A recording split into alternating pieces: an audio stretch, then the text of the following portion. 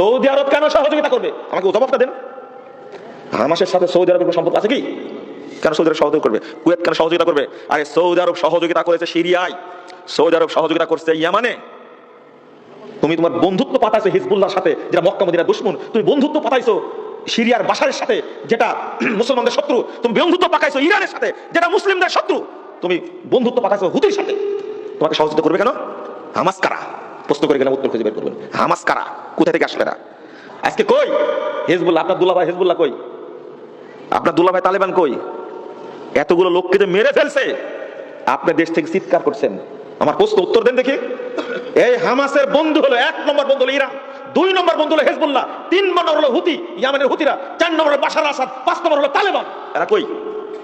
Saudi আরব সহযোগিতা করবে এদেরকে দেখে? সৌদি আরব কেন সহযোগিতা করবে? আমাকে জবাবটা দেন। হামাসের সাথে সৌদি আরবের কোনো সম্পর্ক আছে কি? কেন সৌদি আরব সহযোগিতা করবে? কুয়েত কেন সহযোগিতা করবে?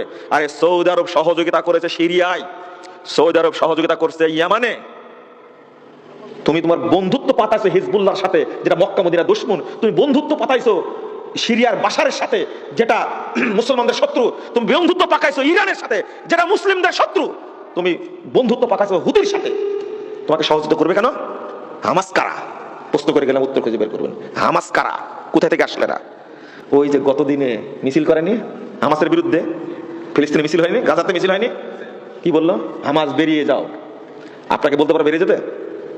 বাংলাদেশের কোন দল আপনাকে বলতে পারো তুমি বেরিয়ে যাও? আপনি বাংলাদেশি না? গাজার লোক কেন বললো হামাস বেরিয়ে যাও? উত্তর খুঁজবেন। কোথা কারা? এরা কারা? তুমি হামলা করলে কেন? ইরানের পরামর্শে, হিজবুল্লাহর পরামর্শে হামলা করলে কেন? এদেরকে চিনেন না আপনি? সিরিয়ার মতো একটা দেশ যখন জয় হতে যাচ্ছে, বিজয় লাভ করবে, সেই সময়ে ইসরায়েল আর হিজবুল্লাহ যুদ্ধ বন্ধ করে দিল। ইরান, হিজবুল্লাহ, ইসরায়েল মিলে সিরিয়াকে ধরার জন্য আগালো। খেয়াল করেছেন আপনি?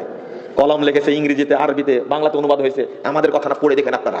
ওরা জাতে মাথা তালে ঠিক। আপনি বললেই হলো মেনে নেব? আপনি তালেবানকে জামাই মনে করতে পারবেন, আপনি তালেবানকে দুলাভাই মনে করতে পারেন, আমি পারি না মনে করতে। আমি তাদেরকে চিনি, আমি তাদেরকে বুঝি। আপনি সিলের মতো সিল্লাই হবে? আল্লামা আতিকুর রহমান কাশ্মীরি, তিনি কাশ্মীরের একজন রাজপরিবারের সাথে জড়িত। তিনি এসেছিলেন এই দারুল হুদায়, বক্তব্য কেউ শুনেছেন, গেছিলেন মনে হয়, আল্লামা আতিকুর রহমান কাশ্মীরি। পরের দিনে নরসিংদী গেলেন, যাওয়ার পরে তালেবানদের সম্পর্কে স্পষ্ট বলে গেছেন। তালেবানরা কারা? এই আফগানিস্তানে আহলে হাদিসদের যত মসজিদ, সব মসজিদ তালা লাগা দিছে, নামাজ পড়তে দেয় না। মাদ্রাসাগুলো সব বন্ধ করে দিয়েছে। অন্তত 600 আলেমকে তালেবান হত্যা করেছে, যারা আপনাদের দুলাভাই নাহলে জামাই, তাই না? আপনি বললে হবে জীবন কত দিনের? জীবন কত দিনের? এমনি যদি মরে যায় আজকে, কেউ খোঁজ দিতে যাবে? মেরে ফেলেন, যায় আসে না। কিন্তু হক বলবো, একদিন প্রমাণ হবে ইনশাআল্লাহ, একদিন বুঝবেন আপনি। বলেন তো, ইসমাইল হানিয়া মারা গেল, ইরানে গিয়ে ইসমাইল হানিয়াকে মারলো কেন? ইরান কি জবাব দিবে? উত্তর দেন।